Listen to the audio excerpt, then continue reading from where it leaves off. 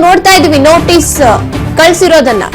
ತುಮಕೂರು ಮಹಾನಗರ ಪಾಲಿಕೆಯ ವ್ಯಾಪ್ತಿ ಅಲ್ಲೇನೆ ಇಟ್ಟಿಗೆ ಫ್ಯಾಕ್ಟರಿಯನ್ನ ನಡೆಸ್ತಾ ಇದ್ದಾನೆ. ಕಲ್ಲಿದ್ಲು ಭತ್ತದ ಹೊಟ್ಟು ಬಳಸಿ ಇಟ್ಟಿಗೆ ಸುಡ್ತಾ ಇರುತ್ತಾನೆ ಇನ್ನು ಫ್ಯಾಕ್ಟರಿ ಮಾಲೀಕ.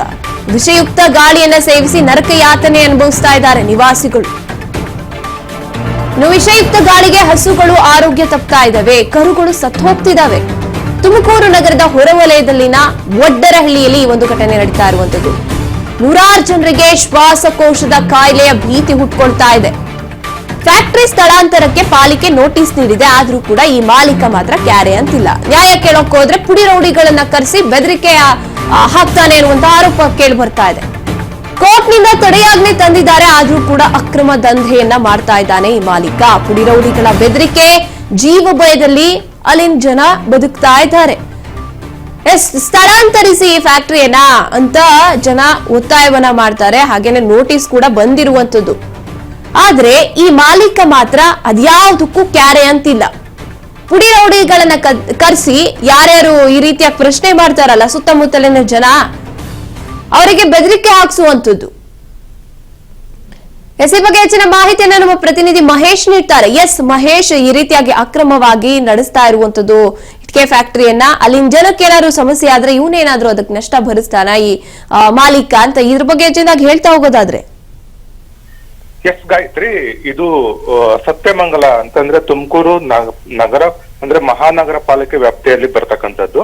ಇನ್ನ ಒಡ್ರಳ್ಳಿ ಬಂದು ರೂರಲ್ ಅಂದ್ರೆ ತುಮಕೂರು ಗ್ರಾಮಾಂತರಕ್ಕೆ ಬರುವಂತದ್ದು.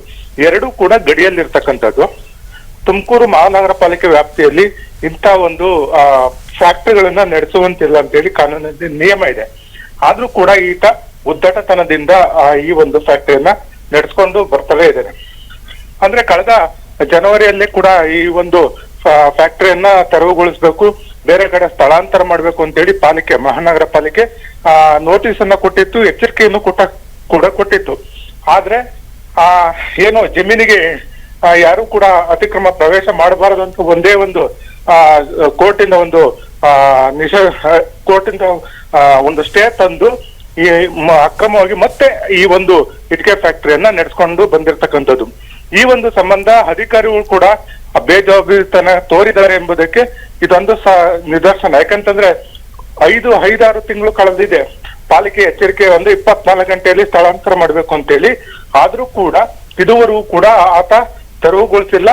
ಆತ ಏನು ರಾಜಾರೋಷವಾಗಿ ಈ ಒಂದು ಇಟ್ಟಿಗೆ ಫ್ಯಾಕ್ಟರಿಯನ್ನ ನಡೆಸ್ಕೊಂಡು ಬಂದಿರತಕ್ಕಂಥದ್ದು. ಇದರಿಂದ ರೋಸತ್ತಿರುವಂತ ಜನರು ಜಿಲ್ಲಾಧಿಕಾರಿಗಳಿಗೆ ಮತ್ತೆ ಮಾಲಿನ್ಯ ನಿಯಂತ್ರಣ ಮಂಡಳಿ, ಪಾಲಿಕೆ, ಹೀಗೆ ಎಲ್ಲರಿಗೂ ಕೂಡ ಶಾಸಕರು ಎಲ್ಲರಿಗೂ ಕೂಡ ಮನವಿಯನ್ನ ಸಲ್ಲಿಸಿದ್ರು ಕೂಡ ಯಾರೊಬ್ರು ಕೂಡ ಇದ್ರ ಕಡೆ ಗಮನ ವಹಿಸಿಲ್ಲ. ಹಂಗಾಗಿ ಇಲ್ಲಿನ ಜನರು ಕಂಗಾಲಾಗಿದ್ದಾರೆ. ಜೊತೆಗೆ ಅಲ್ಲಿನ ಆರೋಗ್ಯ ಸಮಸ್ಯೆಗೆ ಈಗ ತುತ್ತಾಗಿರ್ತಕ್ಕಂಥದ್ದು. ಜನರಾಗಿರ್ಬೋದು, ಜಾನುವಾರುಗಳಾಗಿರ್ಬೋದು, ಎಲ್ಲರೂ ಕೂಡ ಈಗ ಅನಾರೋಗ್ಯಕ್ಕೆ ತುತ್ತಾಗಿ ತುಂಬಾ ಪ್ರತಿದಿನ ನರಕ ಯಾತನೆನ ಅನುಭವಿಸ್ತಾ ಇದ್ದಾರೆ. ಈ ಒಂದು ಸಂಬಂಧ ಪೊಲೀಸರು ಕೂಡ ಮೊರೆ ಹೋದ್ರೆ ಪೊಲೀಸರು ಕೂಡ ಅವರ ಕಡೆ ಒಂದು ಶಾಮೀಲಾಗಿದ್ದಾರೆ ಅಂತೇಳಿ ಅಲ್ಲಿನ ಸ್ಥಳೀಕರ ಆರೋಪ. ಈ ಒಂದು ನಿಟ್ಟಿನಲ್ಲಿ ಕೂಡಲೇ ಅಧಿಕಾರಿಗಳು ಎಚ್ಚೆತ್ತು ಈ ಒಂದು ಫ್ಯಾಕ್ಟರಿ ಸ್ಥಳಾಂತರಕ್ಕೆ ಮುಂದಾಗಬೇಕಾಗಿದೆ ಗಾಯತ್ರಿ. ಇನ್ನು ಪೊಲೀಸರು ಶಾಮೀಲಾಗಿದ್ದಾರೆ ಅಂತ ಹೇಳಿದ್ರಿ, ಅಧಿಕಾರಿಗಳು ಕೂಡ ಅದೇ ರೀತಿಯಾಗಿ ಕಾಣಿಸ್ತಾ ಇದೆ. ಅಧಿಕಾರಿಗಳ ನಿರ್ಲಕ್ಷ್ಯ ಕೂಡ ಇಲ್ಲಿ ಎದ್ ಕಾಣಿಸ್ತಾ ಇದೆ. ಅವ್ರು ಬರ್ತಾರೆ, ನೋಡ್ತಾರೆ, ಹೋಗ್ತಾರೆ ಅಂತ ಆರೋಪ ಮಾಡ್ತಿರುವಂತದ್ದು ಸುತ್ತಮುತ್ತಲಿನ ಜನ. ಹೀಗೆ ಆದ್ರೆ ಈ ರೀತಿಯಾಗಿ ಅಧಿಕಾರಿಗಳೂ ಕೂಡ ಶಾಮೀಲಾಗಿದ್ದಾರೆ ಅನ್ನುವಂತ ಅನುಮಾನ ಮೂಡುತ್ತೆ ಅಲ್ವಾ? ಖಂಡಿತ. ಈಗ ಏನು ಇಟ್ಟಿಗೆ ಫ್ಯಾಕ್ಟರಿ ಮಾಲೀಕ ಏನಿದ್ದಾನೆ ನರಸಿಂಹಮೂರ್ತಿ, ಈತನನ್ನ ಪ್ರಶ್ನೆ ಮಾಡಲು ಹೋದ್ರೆ ನಾನು ಕೂಡ ಇದೇ ಏರಿಯಾದಲ್ಲಿ ವಾಸ ಮಾಡ್ತಾ ಇದ್ದೀನಿ, ನನಗೂ ಕೂಡ ಯಾವುದೇ ಸಮಸ್ಯೆ ಇಲ್ಲ, ಪ್ರತಿ ಬೆಳಗ್ಗೆಯಿಂದ ಸಂಜೆವರೆಗೂ ಕೂಡ ಇದೇ ಒಂದು ಇಟ್ಟಿಗೆ ಫ್ಯಾಕ್ಟರಿಯಲ್ಲಿ ಕೆಲಸ ಮಾಡಿದ್ದೀನಿ, ನಮ್ಮ ತಂದೆ 120 ವರ್ಷ ಬದುಕಿದ್ರು, ನಾನು ಕೂಡ ಇವಾಗ ಗುಂಡ್ಕಲ್ ತರ ಇದ್ದೀನಿ, ಯಾವ್ದು ಸಮಸ್ಯೆ ಇಲ್ಲ ಅಂತ ಇದ್ರೆ. ಆದ್ರೆ ವೈಜ್ಞಾನಿಕವಾಗಿ ಯೋಚನೆ ಮಾಡೋದೇ ಆದ್ರೆ ಆ ಉಸಿರಾಟದ ಸಮಸ್ಯೆಯಿಂದ ಹಿಡಿದು ಸಾಕಷ್ಟು ಸಮಸ್ಯೆಗಳನ್ನ ಅನುಭವಿಸ್ತಾ ಇದ್ದಾರೆ. ಜೊತೆಗೆ ಅಲ್ಲಿ ನೀವು ಫೋಟೋದಲ್ಲೂ ಕೂಡ ನೋಡ್ಬಹುದಾಗಿದೆ, ಒಂದು ಹಸು ಅಂದ್ರೆ ಗರ್ಭಾವಸ್ಥೆಯಲ್ಲಿ ಇಟ್ಟಂತ ಸಂದರ್ಭದಲ್ಲಿ ಅವರಿಗೂ ಮುನ್ನ ಒಂದು ಏನು ಕರು ಹಾಕಿರ್ತಕ್ಕಂಥದ್ದು. ಹೀಗೆ ಹಲವು ಸಮಸ್ಯೆಗಳು.